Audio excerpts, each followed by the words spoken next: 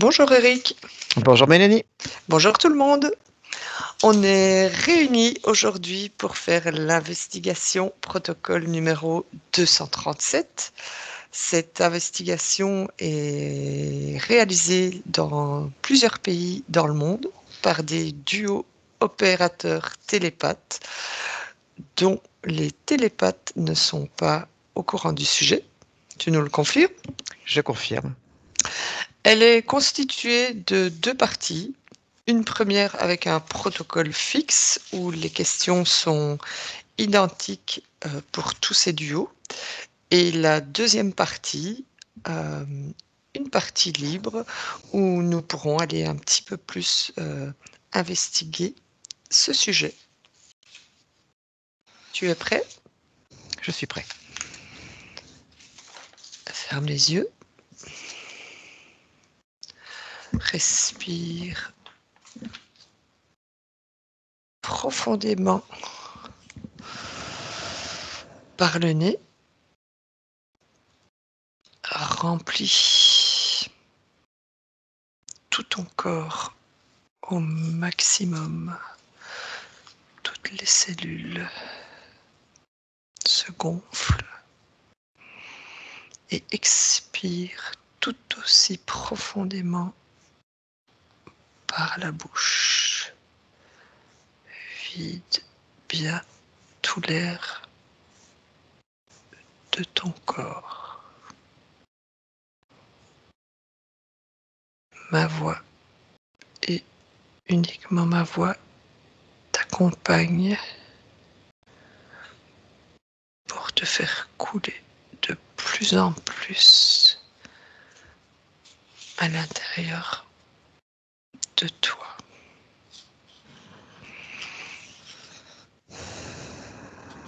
Ton corps devient lourd. Ton esprit devient léger.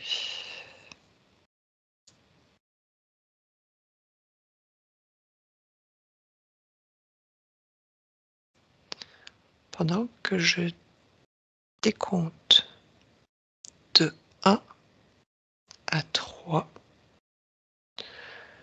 tu te connectes à Yahvé, celui qui est mentionné dans la Bible de l'Ancien Testament.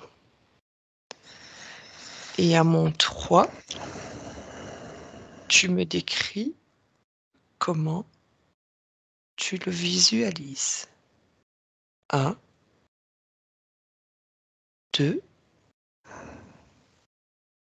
et 3.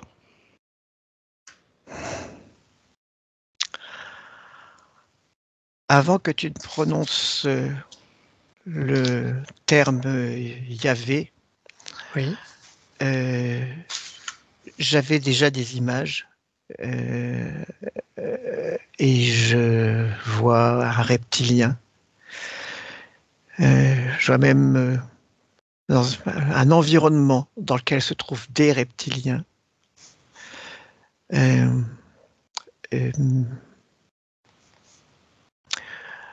Mais des reptiliens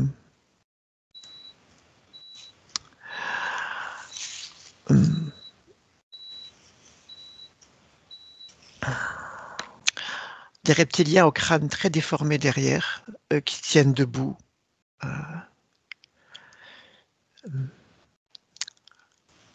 Avec des écailles, la peau verdâtre.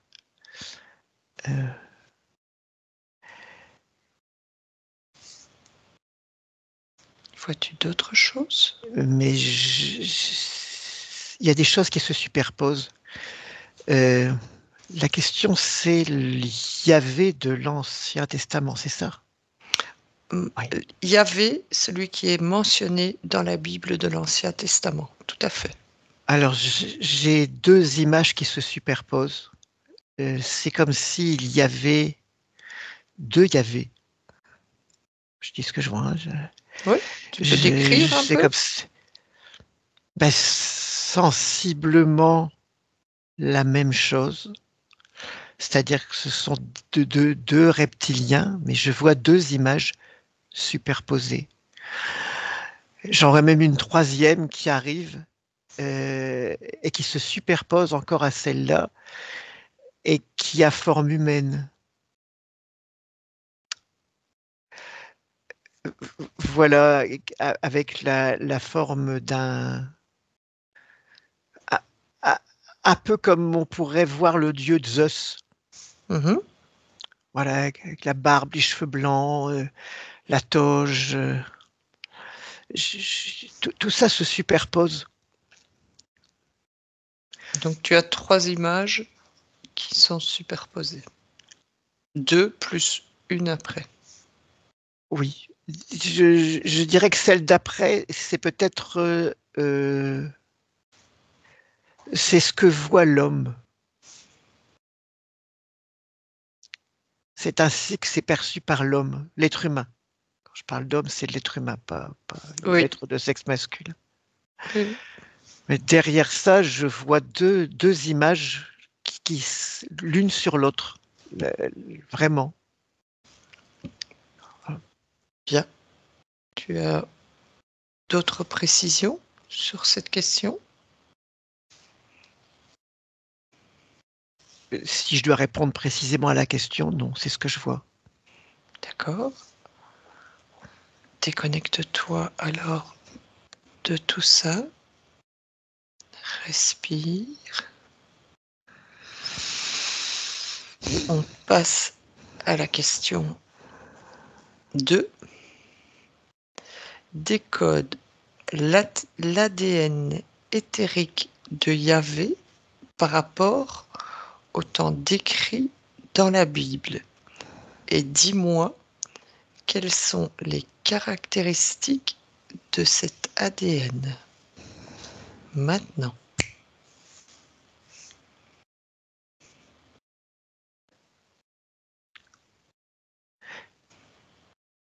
Je vois que du reptilien. Mhm.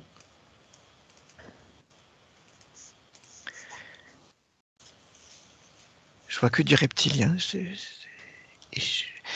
Et je vois le personnage intermédiaire. C'est-à-dire que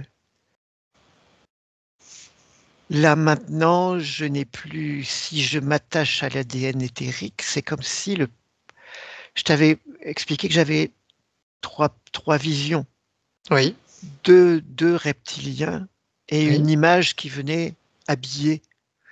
Là, je n'ai que le reptilien du milieu, en quelque sorte. Celui de l'arrière-plan n'est plus là. L'image n'est plus là. Et quand je me connecte à l'ADN éthérique, j'en ai plus qu'un. d'accord, En ce qui concerne l'Ancien Testament. d'accord. D'autres choses à rajouter pour ça? Des émotions, un contexte.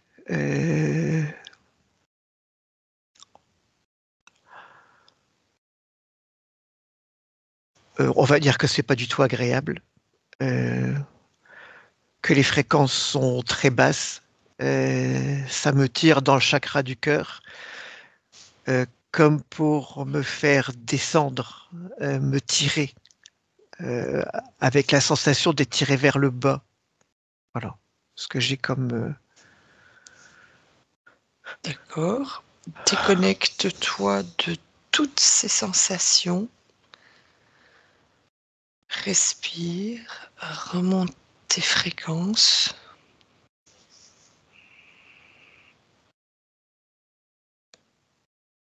Et quand c'est fait, tu me le dis. Je suis bien là. C'est bien? On peut Mm. continuer? Oui. Alors on passe à la question 3. L'ADN éthérique que tu as décrit a-t-il un ADN physique correspondant?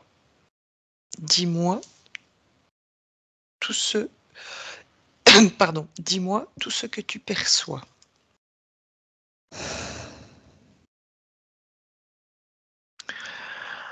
Alors là, je revois euh, les trois images, les trois. Alors l'image de l'être humain disparaît, Mhm. l'image de Zeus disparaît, Euh, ah, je commence à comprendre les choses. En fait, il y a deux Yahvé. J'en vois deux. J'en vois un. Voilà, c'était ça les trucs que je voyais. J'avais les deux images que j'avais l'une sur l'autre. De tout à l'heure, ce sont les mêmes. Non, c'est deux personnages différents, deux entités reptiliennes différentes. Le premier que j'ai vu en premier n'est plus et n'a plus de corps. Le deuxième a toujours un corps physique.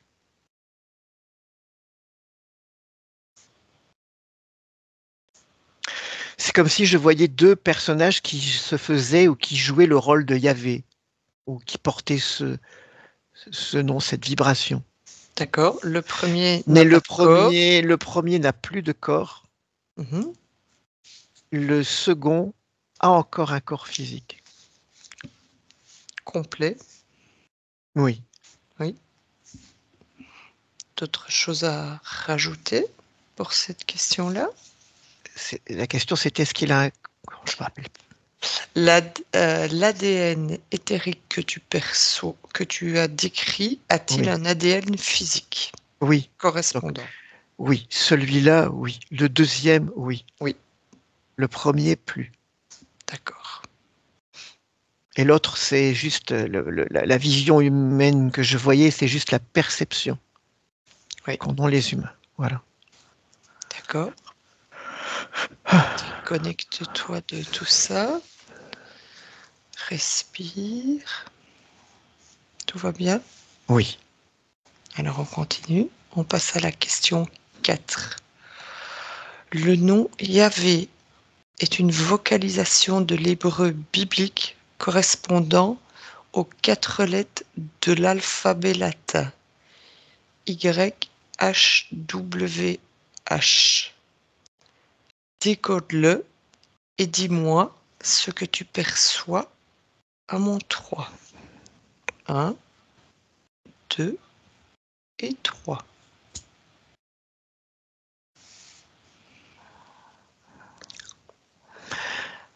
J'ai d'abord suivi ma sensation. Cette sensation qui me tire le chakra du cœur. Et si je suis et que je traduis cette sensation avec les mots qui arrivent tout seuls, c'est comme si cette vibration, cette vibration, cette fréquence euh, m'aspirait dans un entre-deux dimensions, comme si j'étais aspiré entre la deuxième et troisième dimension, comme si ça amenait ma conscience à être dans un ascenseur coincé alors entre la deuxième et la troisième dimension, c'est un espace intermédiaire.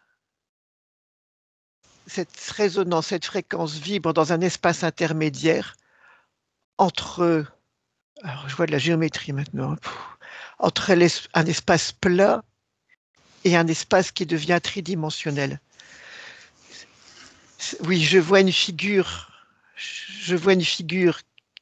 qui est un espace, comme si je voyais un rond et que ce rond pouvait devenir une sphère et que j'étais coincé entre le dessin du rond et la sphère.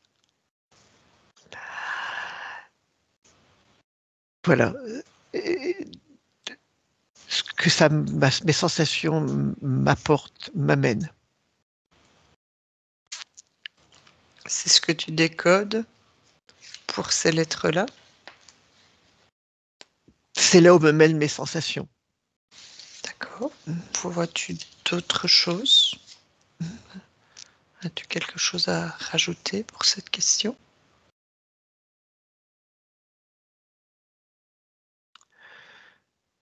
Euh, non. Non? Déconnecte-toi de tout ça. Respire. On continue sur la question numéro 5. Qui était Yahvé décrit dans la Bible de l'Ancien Testament?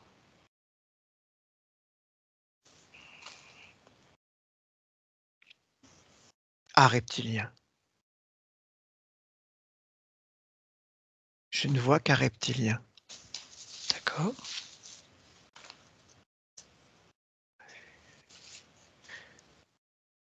Je vois un contexte autour de lui, encore une fois, mais la réponse à la question précise, c'est un reptilien avec un crâne allongé derrière. Le même que tout à l'heure, d'avant. Oui. En fait, les deux que j'ai vus se ressemblent beaucoup. Mhm. Ils sont proches, génétiquement proches. Et alors, je ne sais pas pourquoi. Euh,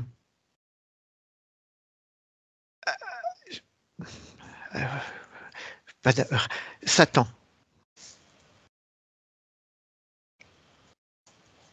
D'accord. Et si je traduis, c'est la même chose. Yahvé et Satan, c'est la même chose. Bien. Autre chose pour compléter?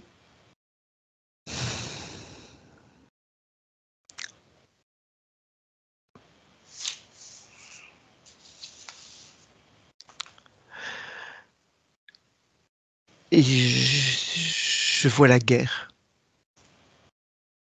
Le contexte que je vois, c'est la guerre. Voilà, c'est ça. Bien. On y reviendra plus tard. On ira dans le protocole libre. Déconnecte-toi de tout ça. Respire. Comment te sens-tu? Ça va. On continue avec la question 6. Dans la Bible, il est écrit qu'il y a un Ishmilkama, ce qui signifie en hébreu homme de guerre. Que perçois-tu à ce sujet? Est-ce que tu peux répéter la question?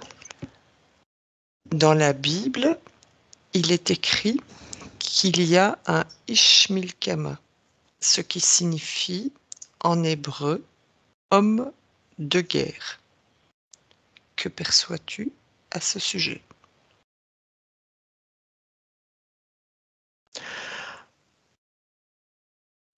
Je vois toujours le même. En fait, Yahvé Satan, c'est un homme de guerre.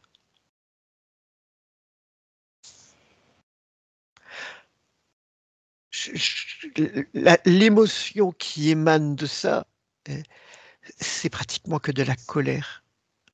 Colère et guerre, il n'y a que ça. Je ne perçois que ça.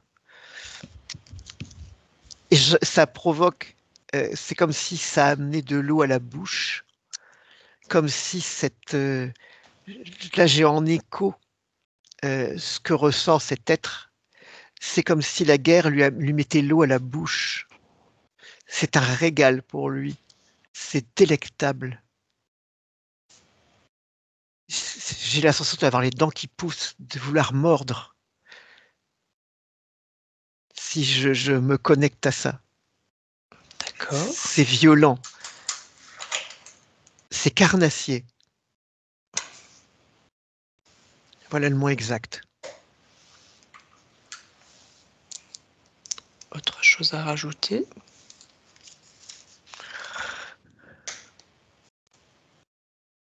Voilà. Et cet être exerce dans ce contexte de guerre que j'ai vu là. Oui. Que tu avais vu déjà dans la question précédente. Voilà. Et c'est la colère qui anime tout ça. C'est vraiment la notion de colère qui va même jusqu'à la rage aveugle. Je ressens ça fortement là dans mon système. J'écoute, ça résonne. Et j'ai à nouveau, quand je me reconnecte à ça, l'eau qui m'arrive à la bouche et ce côté carnassier qui me revient, qui veut mordre. Bien, déconnecte-toi de tout ça. Respire profondément. Rééquilibre un peu tes fréquences. On peut continuer. Tout à fait. Question 7 alors. Pourquoi les Juifs évitaient-ils de prononcer son nom? Oh, la peur.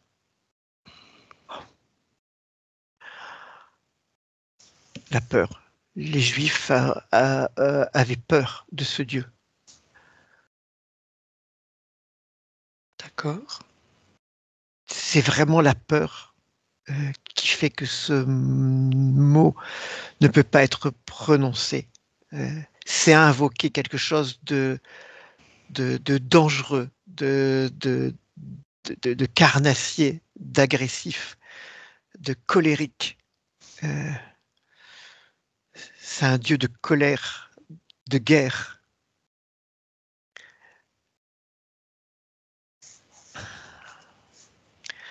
Et donc c'est une soumission par la crainte. Et là j'ai même une autre vision. Alors symbolique peut-être, je ne sais pas.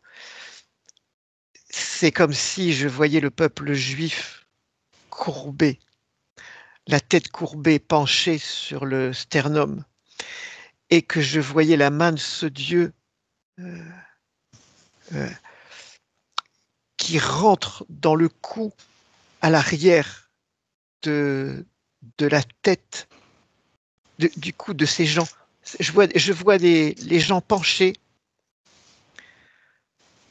et en fait j'ai plein d'images en même temps et je vois d'autres religions où on se penche, où on s'agenouille, où on se baisse devant la force divine en quelque sorte.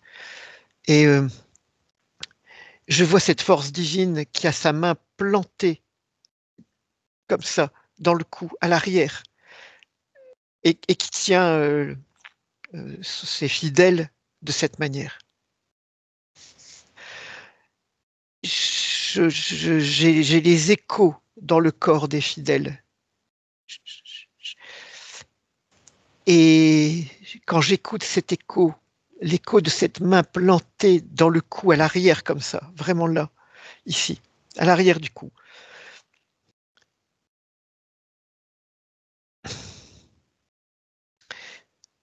Ça impose quelque chose.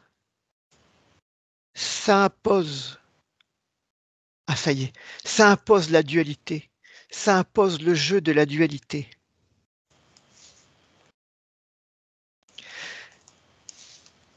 Mais par la peur, à ce niveau-là, dans la période où tu m'en parles, c'est par la peur. Ça impose la dualité qui en soi n'existe pas, d'un point de vue conscience qui n'existe pas. Ça impose la dualité dans la vie de l'être humain. C'est un programme implanté, ça implante un programme originellement basé sur la peur,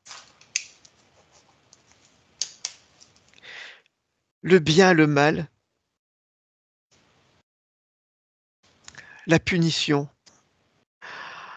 la récompense d'un paradis.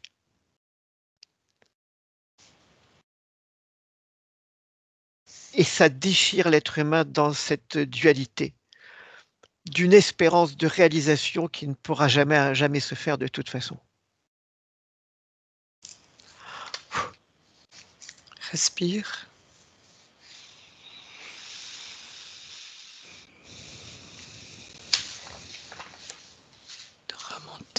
silence. Déconnecte-toi de cette question-là. On passe à la question 8. Pourquoi l'Église catholique a-t-elle interdit la prononciation de son nom lors des offices religieux depuis 2008?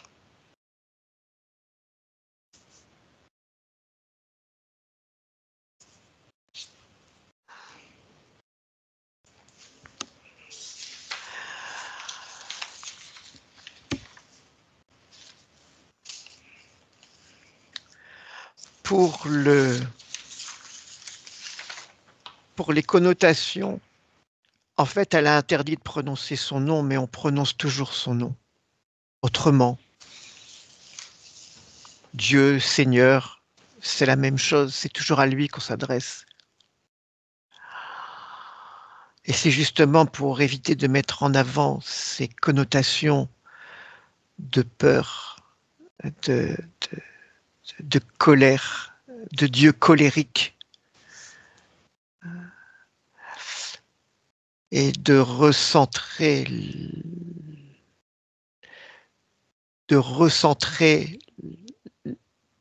les croyants sur des notions d'humilité, hein, de bonté, mais toujours dans une notion d'abaissement, de réduction de l'être, de soumission à quelque chose de supérieur. En fait, c'est juste des dénominations qui ont changé. Fondamentalement, c'est la même chose qui est à l'œuvre. Et j'ai les mêmes résonances, parce que je le vois. J'ai les mêmes résonances au niveau islamique. Ok. C'est la même chose. La même chose, autre chose à... C'est comme si, je te dis tout ce que je vois, c'est comme si je voyais un grand-père, un père, qui ont porté le même nom et qui ont donné naissance à ces trois religions.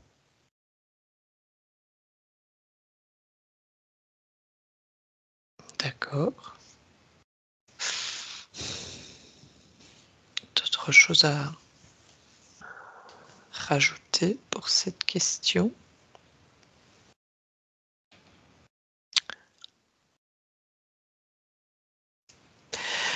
Oui, par rapport à la religion catholique,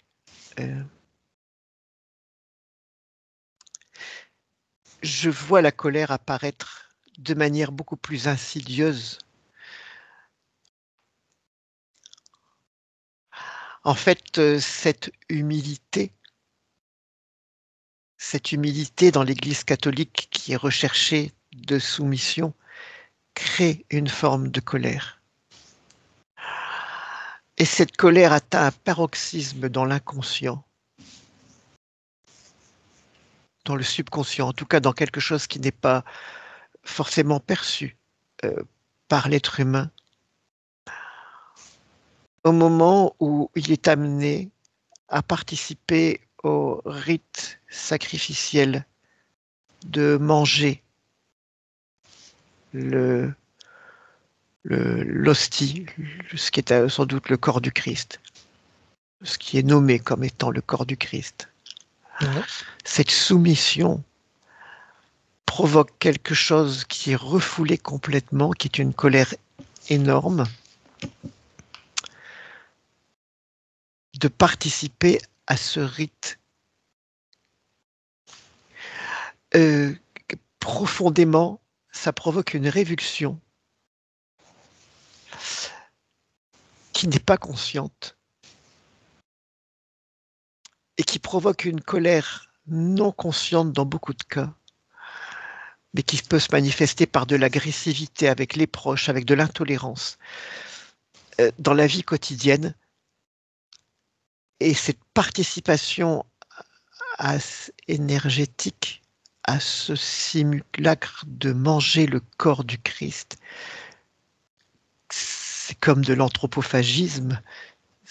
Ça réveille quelque chose qui provoque de la colère dans l'être humain.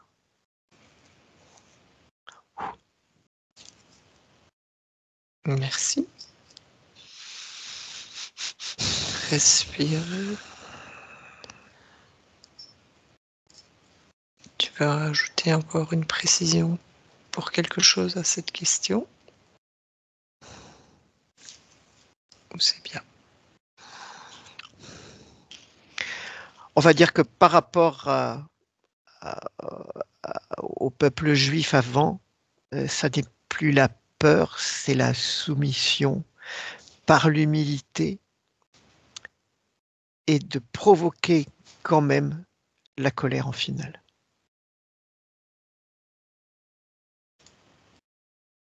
D'accord. Déconnecte-toi de tout ce que tu viens de voir. Respire. Comment te sens-tu? Bien. On peut continuer pour le protocole libre. Oui. Alors, on parle de 7 noms de Dieu, justement.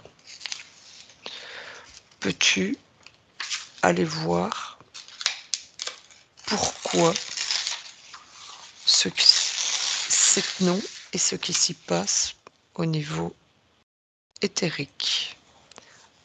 À mon 3, tu y es. 1, 2 et 3.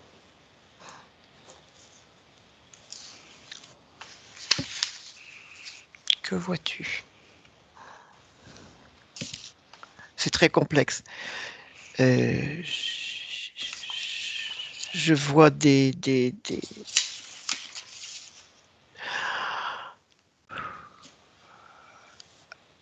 Alors, ça va faire que quel que soit le nom de Dieu employé qui correspond à un niveau énergétique, ça ramène à chaque fois à l'étage intermédiaire dont je t'ai parlé. C'est la résonance. C'est la résonance de Yahvé. Mais en fait, Yahvé, je l'entends pas comme ça. J'entends un espèce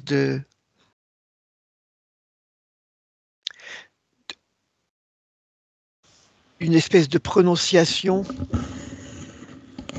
où il n'y a pas de consonne. Oui. Ah ouais, ah ouais, ah ouais. C'est une fréquence sans consonne.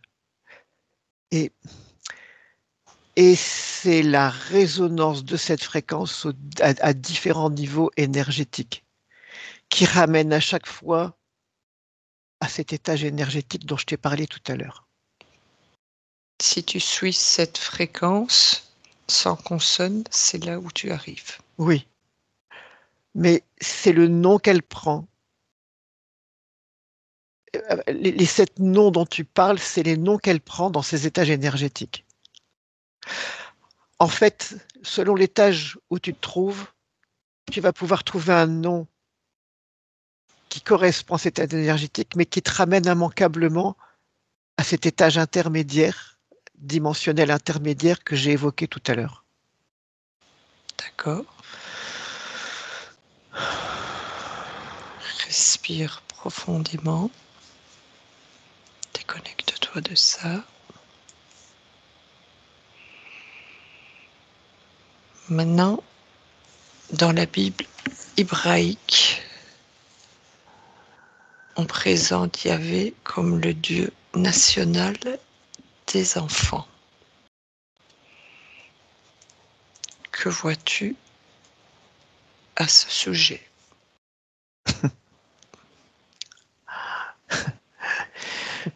Je vois le sacrifice. En fait, c'est une invitation à offrir ses enfants et donc leur énergie, leur conscience à ce Dieu.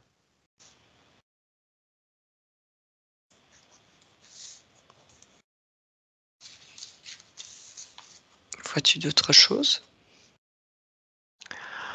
Mais je vois la même chose à tout niveau.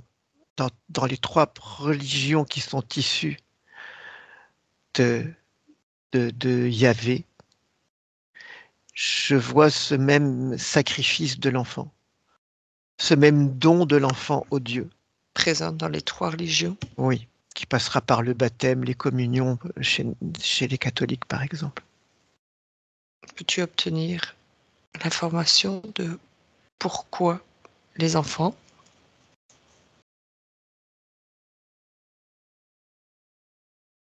Que vois-tu?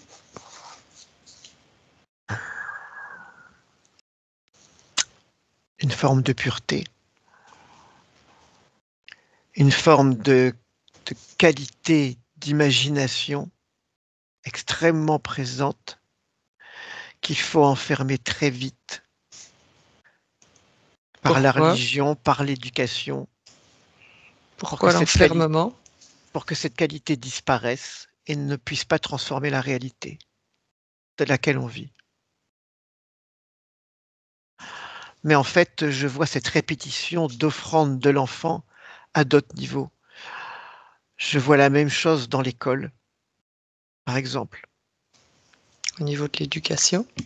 Oui, il y a la même énergie, la même fréquence, le don de l'enfant au système pour le formater et surtout l'éteindre. Et si tu vas dans cette école au niveau de l'éducation, au niveau éthérique, peux-tu percevoir aussi ce qu'on appellerait le Yahvé? Que perçois-tu C'est au la même niveau fréquence, éthérique? c'est la même fréquence, c'est la même intention. Même intention, parler Oui, la même chose, oui. uniquement du reptilien alors? Oui.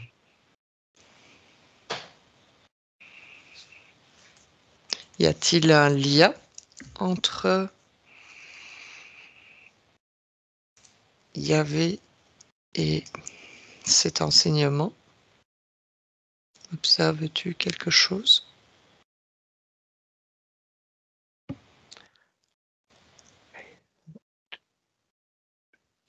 Tout en train de se mélanger, je vois tous les enseignements se superposer les uns aux autres pour parvenir, quel que soit le moyen, à cette extinction d'imaginaire et de création.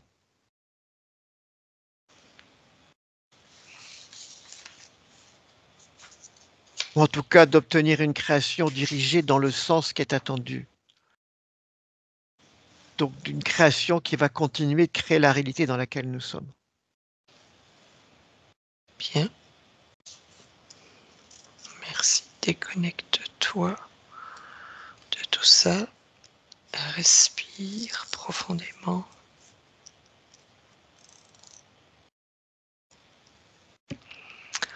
On dit que le nom Yahvé ne figure dans aucun texte antérieur avant 1200 avant Jésus-Christ. Mais on aurait peut-être trouvé quelque chose au niveau des tablettes avec des formes curiéformes à l'âge de bronze en Mésopotamie. Perçois-tu quelque chose à ce niveau-là?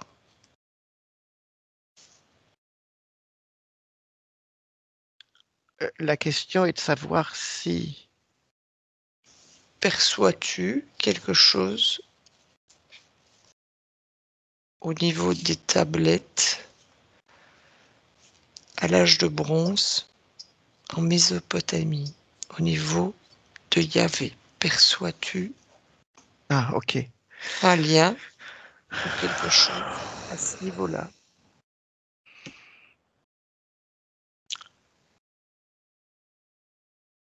Alors symboliquement, je vois ces tablettes Hmm. comme la fondation des civilisations qui sont arrivées après. C'est symbolique ce que je vois, mais c'est comme si je les voyais, je voyais une construction et que ces tablettes étaient à la base de cette construction.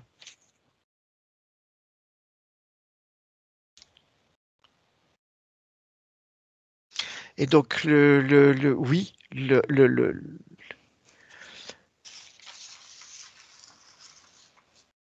c'est la même chose. En fait,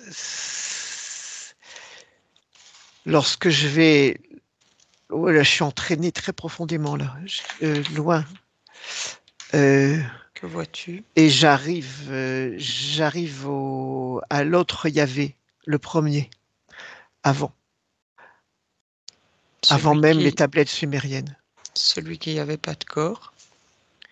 Oui, mais à cette époque-là, il a un corps. Loin avant, même avant cette époque dont tu me parles, il y avait un corps. D'accord. Et je vois la progression. Je vois une espèce de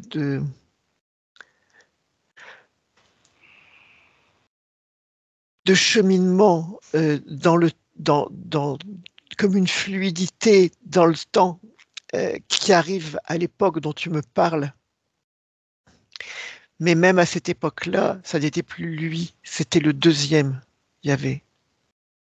Il est passé déjà au deuxième alors. Oui. Mais j'ai la résonance du premier qui est toujours présente au niveau éthérique. En fait, c'est le premier Yahvé qui continue de manipuler le deuxième Yahvé. Pour l'être humain, c'est toujours le même.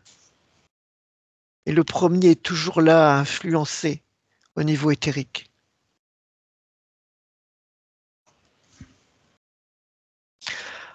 En fait, c'est comme s'il était la graine qui a fait germer tout ça ensuite.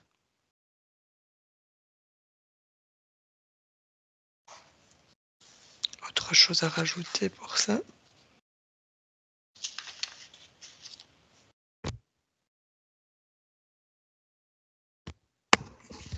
Non.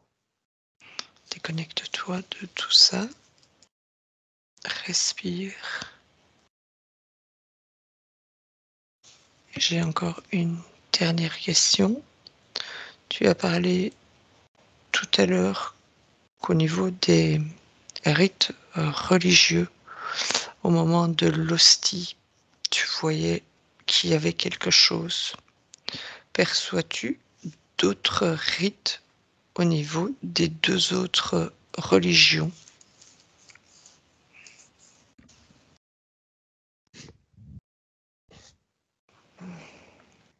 Que vois-tu? Oui.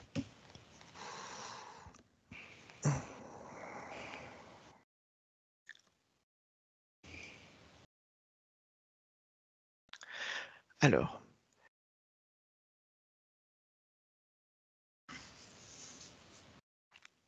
Je vois la circoncision, mais superposée à la circoncision, je vois une symbolique que j'essaye de traduire.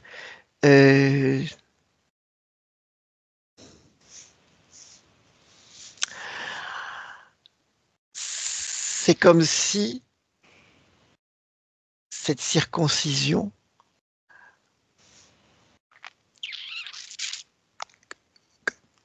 coupait le lien au germe, à la compréhension du germe dont je viens de parler, de l'origine, d'un effacement,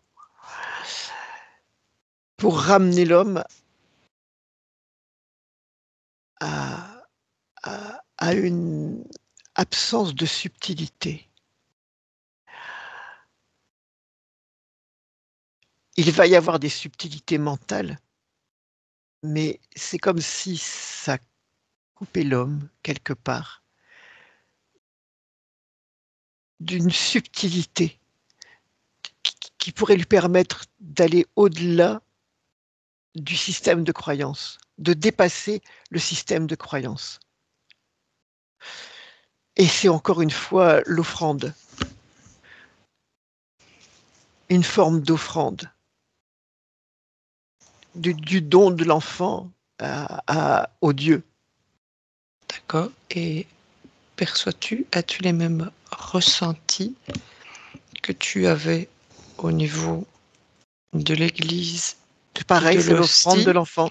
mais ressens-tu cette eau à la bouche, ce régal et cette colère qui y vont avec la peur, tu décrivais? Ça, c'était au niveau du peuple juif lorsqu'il était soumis à Yahvé à l'époque où tu m'as demandé de regarder. Oui, ressens-tu la même chose à ce niveau-là ou Bah, pas du tout? l'outil de peur est en arrière-plan. Il n'est plus le premier outil de soumission et de domination des peuples. Oui, C'est un outil qui est toujours en arrière-plan. La peur étant uniquement passée au châtiment divin de l'enfer ou des choses de cet ordre. D'ailleurs, la croyance a été amenée en la vie unique, c'est-à-dire en l'absence de possibilité d'être incarné ailleurs autrement. En réduisant la conscience à ça, euh, et en lui expliquant que dans ce jeu de dualité complètement fou dans lequel elle est plongée, euh, et duquel elle ne peut pas sortir en l'état de ses croyances, elle va toujours devoir faire le mal à un moment donné, et elle aura toujours la peur d'aller en enfer, et donc doit donc se soumettre à la miséricorde de Dieu pour être sauvée. Et intrinsèquement, ça va bousculer la liberté intrinsèque qui est à l'intérieur de nous, que nous sommes, et ça crée la colère. Une colère sous-jacente omniprésente, que ce soit dans le système éducatif scolaire, les religions ou autres, et qui a un peu le ferment, l'engrais qui permet le maintien de cette réalité. peux-tu faire une petite projection dans le futur avec cette croyance de Yahvé, voir ce qui s'y passe?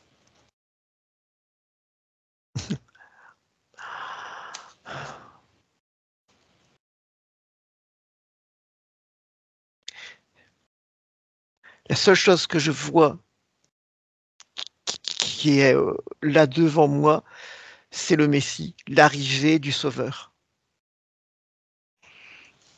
Ben, on va s'arrêter là-dessus. Mais qui n'est qu'une illusion.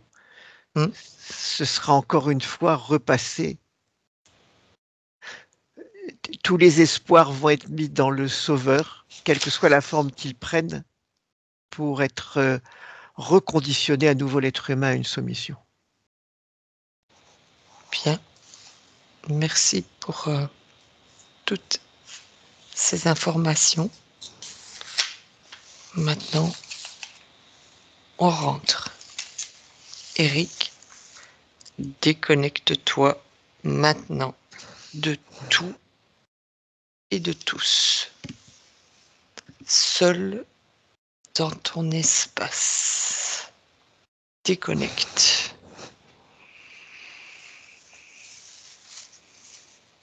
Retrouve progressivement tes fréquences. Sublime-les. Ajoute tout ce que tu désires et tout ce que tu veux.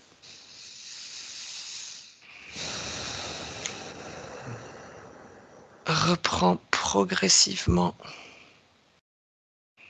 connexion avec ton corps physique, tes bras, tes jambes, tes mains, bouche. Et quand tu es prêt, tu peux ouvrir les yeux. T'es bien là? Ça va. Ça Déconnecté? va. Déconnecté. Merci Eric. Merci Vianney. Merci à tout le monde. Au revoir. Au revoir. À bientôt. Benvenuto a questo nuovo video di Disclosures. Oggi parliamo della cosiddetta sessione di ipnosi investigativa. In realtà non esiste una sessione di ipnosi investigativa. Non che non si possa fare investigazione di ipnosi, però è che non esiste una sola sessione di ipnosi per dire si è fatta investigazione, per prendere quell'informazione come buona. Perché? Sappiamo intanto che l'informazione che arriva in ipnosi è molto contaminata, la percentuale di inquinamento dell'informazione è altissima.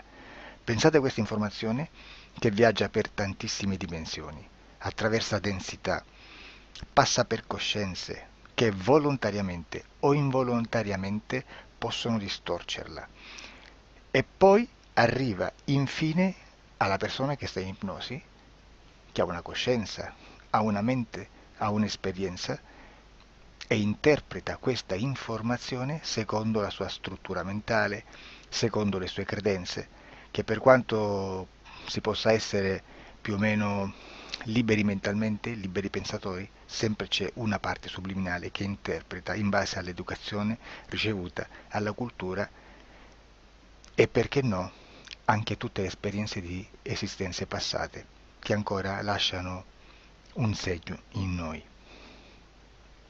Per capirci, è come se dovessimo parlare con un'altra persona immersi nell'acqua, a qualche metro di distanza, cercando di utilizzare un mezzo, che è quello della corda vocale, che è fatto per produrre suoni da trasmettere nell'aria.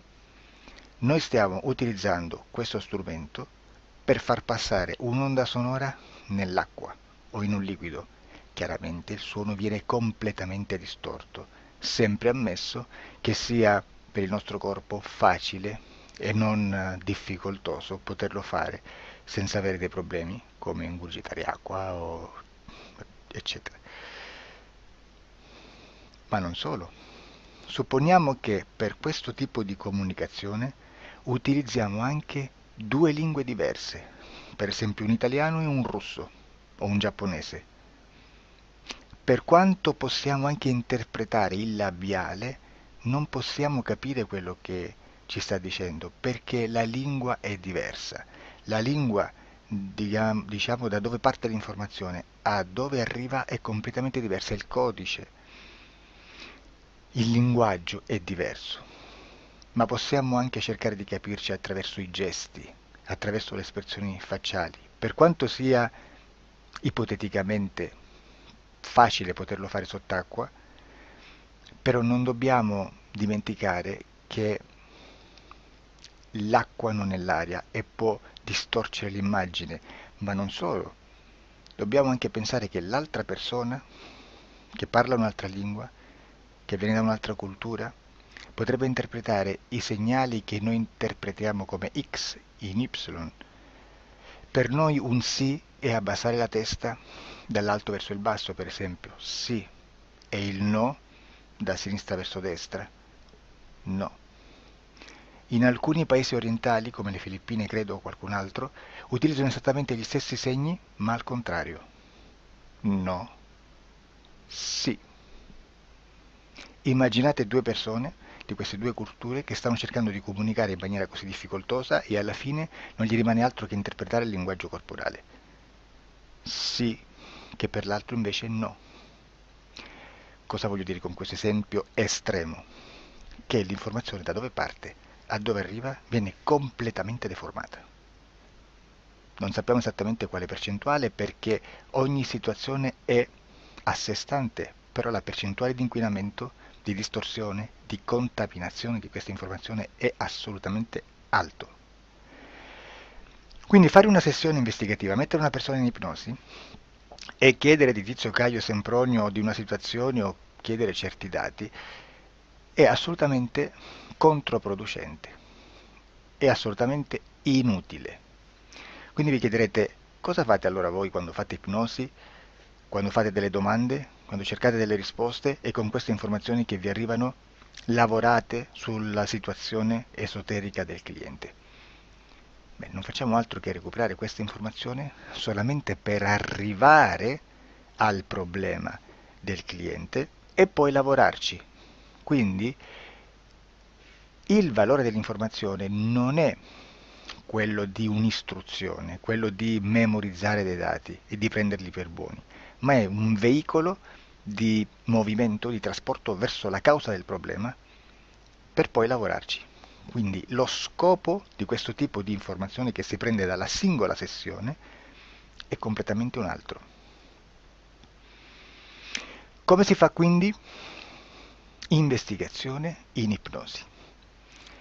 Il lavoro non è semplice, il lavoro è lungo, difficoltoso, stancante.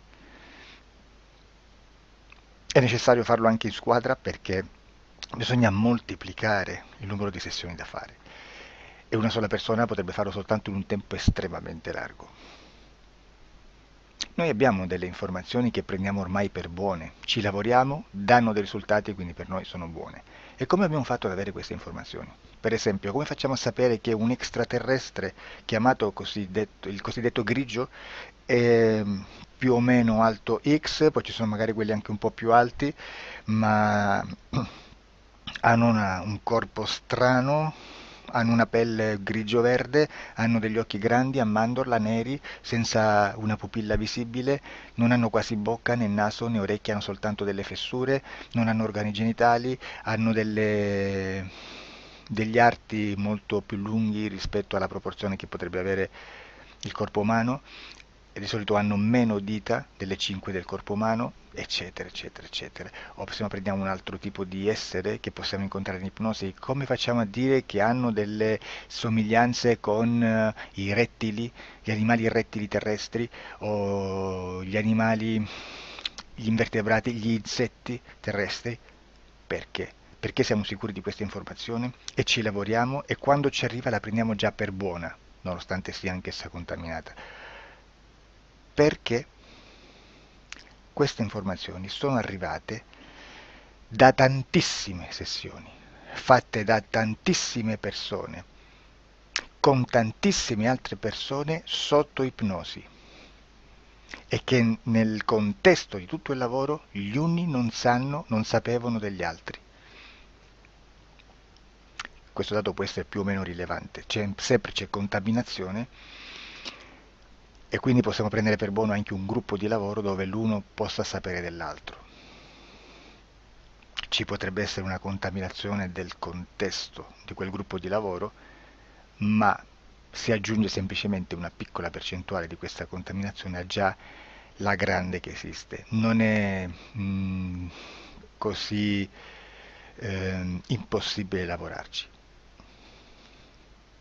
Da tutte queste sessioni, da questo grande numero di sessioni, migliaia, diciamo migliaia, noi prendiamo solamente quell'informazione che è uguale a tutte, che è in comune a tutte, o a quasi, perché magari qualcuna ci potrebbe essere niente in comune per una fortissima contaminazione, perché no?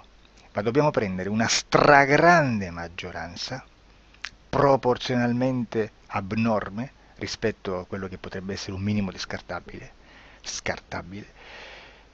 e lì possiamo prendere per buona questa informazione. Quindi se noi su 10.000 persone diverse, con operatori anche diversi, in cui in ogni sessione vediamo un essere che più o meno ha le stesse caratteristiche del grigio o dell'insettoide, a forma di mantide religiosa, o il rettile a forma di lucertola, per esempio, di serpente o di quello che sia, o se vediamo il pianeta Marte più o meno di colore rosso, o se vediamo dei sotterranei eterici, non fisici, nel sottosuolo terrestre, soprattutto sotto le grandi città, dove c'è concentrato molto potere, molta energia di questo tipo, e chi più ne ha chi più ne metta. Se vediamo degli impianti che hanno certi tipi di funzioni, certi tipi di forme in certe parti del corpo, e questa informazione la ritroviamo tutta o quasi in tutte le sessioni fatte,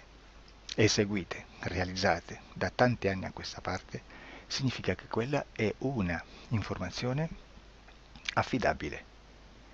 E vi posso garantire che stiamo parlando di una percentuale bassissima, su un 100% staremo credo forse più in basso di un 3, di un 2-3%.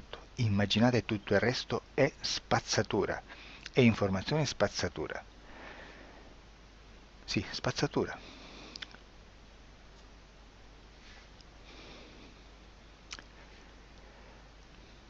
C'è anche un'altra cosa da dire. Supponiamo che un operatore faccia un'ipnosi e voglia andare a vedere cosa fa Tizio, cosa fa Caio, cosa fa Sempronio. Arrivano delle informazioni e si dice che Tizio è biondo, Caio è zoppo e Sempronio è uno sportivo. Intanto già abbiamo detto che una sessione soltanto non serve, d'accordo? Ma poi c'è da dire che una coscienza, un essere, in ambiente subliminale, la sua parte subliminale potrebbe non dare autorizzazione a questa fuoriuscita di informazioni. Mi potreste dire, e allora tu quando chiedi agli esseri cosa fanno, cosa non fanno? Beh, intanto la prendo sempre con le pinze perché abbiamo sempre detto che tutto è molto contaminato e mi serve solo per dirigermi da una parte.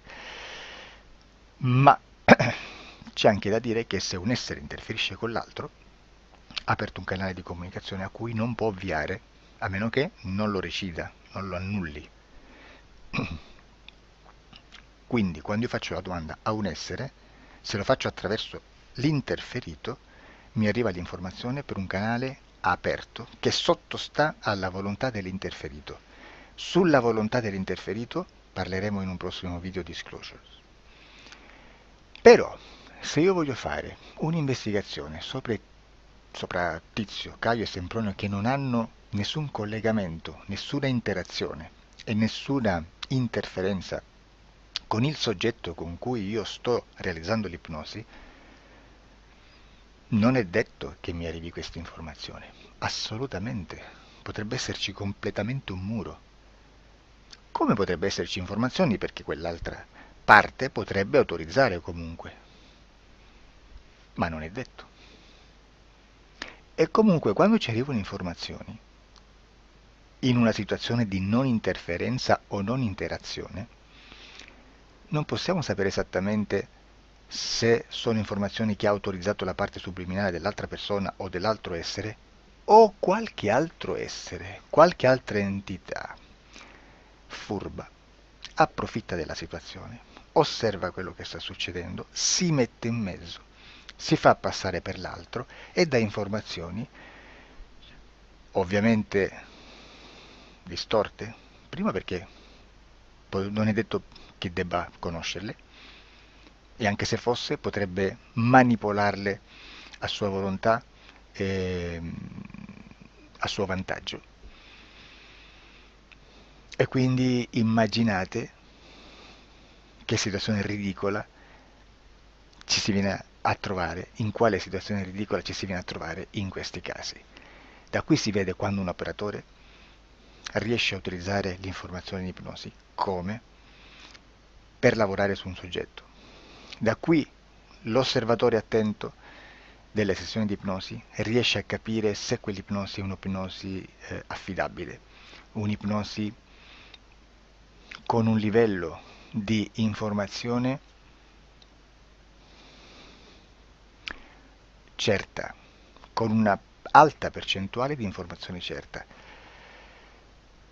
Non vi nascondo che in futuro potrei anche impostare un lavoro per decifrare che livello di certezza di informazione c'è in un'ipnosi, analizzandola e spiegando il perché, spiegando i meccanismi di analisi di un'informazione in ipnosi, che poi anche è molto istintivo.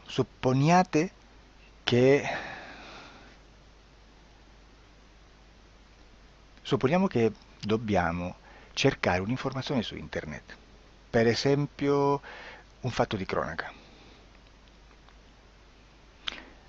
Voi preferite mettervi su un sito ufficiale? A caso. L'ANSA in Italia, ADN Kronos, qualche telegiornale che per quanto possano manipolare l'informazione ad alti livelli, comunque possiamo dare affidabile la fonte dell'informazione che viene trasmessa. Non possono trasmettere una bufala sicuramente. Verrà sicuramente manipolata ad altri livelli. Ne parleremo in altri video, ma a livello base la fonte è certa. Sicuramente non andrete a cercare questa informazione sul primo sito, il primo blog che vi passa davanti e magari c'ha 4 followers. Perché? Perché non vi dà nessuna garanzia della certezza della fonte. Non c'è un controllo né nella struttura interna di questa agenzia di informazione e né dal grande pubblico, che per la quantità di persone che attingono quell'informazione si può dedurre se l'informazione è certa o meno, perché è un'informazione che passa in un pubblico così vasto che se ci dovesse essere una distorsione con la realtà è molto probabile che venga fuori. Credo che abbia detto quasi tutto sulle sessioni investigative. Prima di chiudere aggiungo che proprio per questo stiamo conducendo dei cicli di investigazione in ipnosi regressiva che comprendono tante sessioni con persone diverse, con una buona o eccellente suscettibilità ipnotica sicuramente, per poter indagare su spazi ristretti su alcuni temi. Perché dico spazi ristretti? Perché se andiamo a prendere eventi grandi nel tempo, nello spazio, storici, parlare di qualcosa di molto generico implica una quantità di sessioni abnorme. Immaginate se dovessimo fare una sessione investigativa sui buchi neri. Quanta informazione ci sarebbe e quante informazioni da filtrare. Sarebbe quasi impossibile farla in questa maniera. Ma se noi riduciamo lo spazio di investigazione, se noi prendiamo per esempio, investighiamo sulla pedofilia nella Chiesa Cattolica, ecco, se già restringiamo il campo d'azione è molto più facile che possiamo attingere informazioni affidabili, presuntamente affidabili, con un numero di sessioni sicuramente alte, ma ridotte rispetto ad altri tipi di sessioni molto più generiche, su temi molto più generici.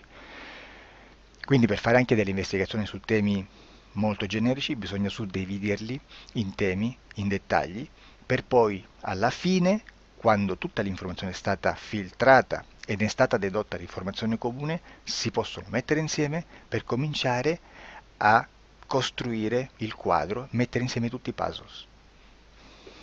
Questo è il vero senso dell'informazione in ipnosi, quando si fa ipnosi investigativa. La sessione per risolvere una problematica, un problema, con una presunta origine esoterica di un cliente, di una persona, è un'altra cosa, sono altri metodi, altre tecniche e l'informazione si usa in un'altra maniera, ha un altro scopo. Grazie, ci vediamo al prossimo video. Disclosure.